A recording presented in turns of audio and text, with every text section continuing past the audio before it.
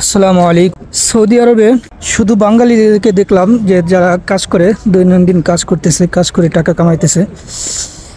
এখানে আছে ইয়ামানি, ফিলিস্তিনি আর পাকিস্তানি। এই তিনটা দেশ থেকে যারা আসে, মহিলারা বিশেষ করে, এরা ভিক্ষা করে সৌদি আরবে। তো এতে বুক ফেলানোর কিছু নাই।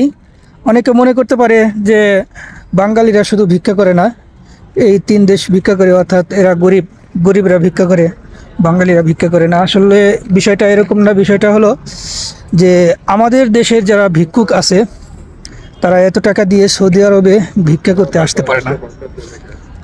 আর ইয়ামানি, মিস্রি, ফিলিস্তিনি এবং পাকিস্তানি এরা অল্প টাকা দিয়ে সৌদি আরবে আসতে পারে, যার কারণে ভিক্ষুকরাও এদেশে এসে ভিক্ষা করতে পারে।